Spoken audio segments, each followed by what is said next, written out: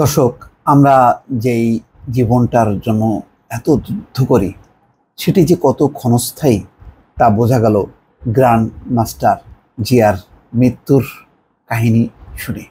আজকেই ঘটেছে করুণ মৃত্যু।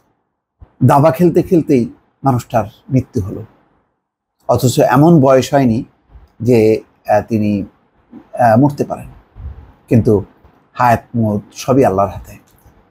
আপনি কম বয়সেও মারা যেতে পারেন, বেশি বয়সেও মারা যেতে পারেন, একেবারে অকাল মৃত্যু যে কোনো সময় ঘটতে পারে।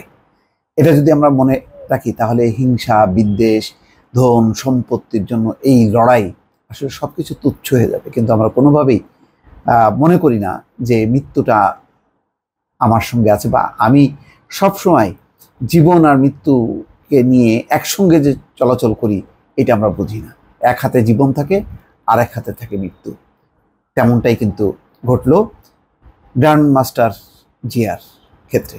দেখেন খবরটা, খেলতে খেলতেই মৃত্যুর কোলে ঢলে পড়লেন গ্র্যান্ড মাস্টার জিয়া। বাংলাদেশ দাবা ফেডারেশনে চলছিল জাতীয় দাবা প্রতিযোগিতার 15তম রাউন্ডের খেলা।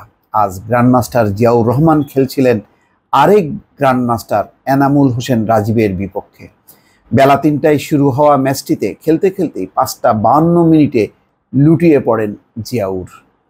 পরে হাসপাতালে নিয়ে যাওয়ার পর মারা যান তিনি। অনেকে বলছেন যে হাসপাতালে নিয়ে যাওয়ার আগেই তিনি আসলে মারা গেছেন। জিয়া লুটিয়ে পড়লে তার প্রতিপক্ষ সহ আরও অনেকেই এগিয়ে এসে তাকে তুলে ধরেন, কারণ তারা তো খেলার প্রতিপক্ষ, তারা তার জীবনের, তার আদর্শের কোনো প্রতিপক্ষ না। ফলে সবাই তখন এক হয়ে জিয়াকে বাঁচানোর জন্য আপ্রাণ চেষ্টা করেছে। সেই চেষ্টাটাও দেখেন, সঙ্গে সঙ্গেই তাকে শাহবাগ ইব্রাহিম কার্ডিয়াক হাসপাতালে নিয়ে যাওয়া হয়। সবাই মিলেই নিয়ে যায়, এখানে আর পক্ষ বিপক্ষ না, সবাই তখন জীবন বাঁচানোর জন্য উন্মুখ গ্র্যান্ড মাস্টার জিয়ার। দাবা ফেডারেশন থেকে হাসপাতালে পৌঁছাতে মাত্র 9 মিনিট সময় লাগে। হাসপাতালে নেয়ার পর চিকিৎসকরা দ্রুতই তার চিকিৎসা শুরু করেন।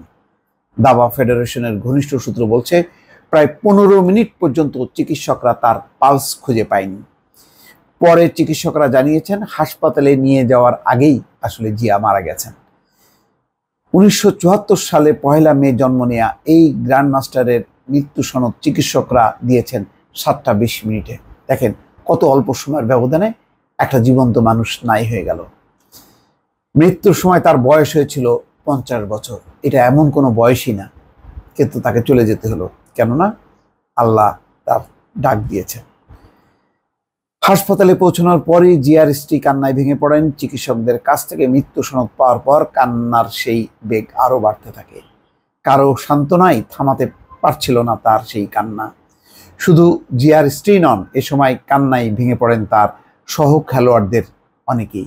তখন আর কেউ পক্ষ প্রতিপক্ষ নেই, তখন সবাই মিলেই কাঁদছেন, কিন্তু তাকে চলে যেতে হলো। জিয়ার অকাল মৃত্যুতে দাবাসহ বাংলাদেশের ক্রীড়াঙ্গনে নেমে এসেছে শোকের ছায়া। কিন্তু যার ডাক এসেছে তাকে তো চলে যেতেই হবে। গ্র্যান্ড মাস্টার জিয়াও চলে গেলেন অনন্ত লোকে। দর্শক, ভালো থাকবেন।